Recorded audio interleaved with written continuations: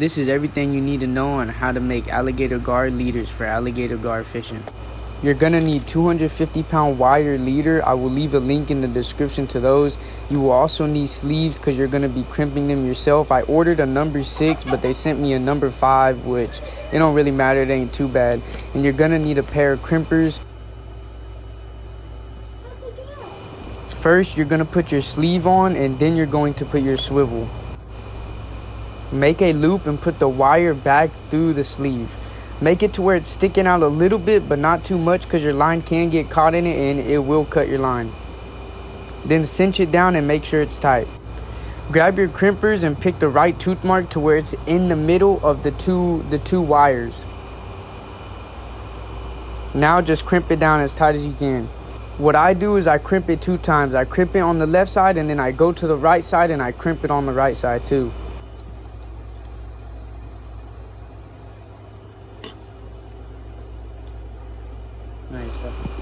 Now to put your hook on, all you're gonna do is need a sleeve, and you need a good hook. What I use is I use these saltwater octopus hooks that I find at Bass Pro Shop.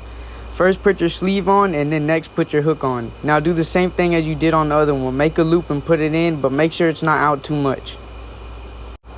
Now just cinch it down and make sure it's tight. It shouldn't be too hard. And now just crimp it and do the same thing. Make sure you crimp it twice though.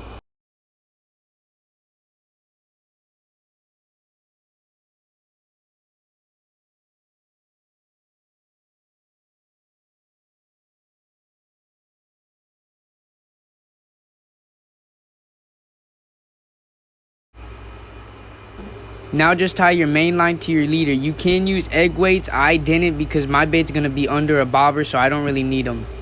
The knot I'm using to tie my main line to my leader is the Palomar knot. It hasn't failed me, so I'm just going to keep using it. The pound of braided line I'm using is 60, which poses a risk because if I hook onto a big fish and I try to get a good hook set, my line can just snap. This is just a spillway rod though, so I'm not looking to fight the fish too hard. On my other rod, I have a 100-pound braided line, and that's the one I take to the river.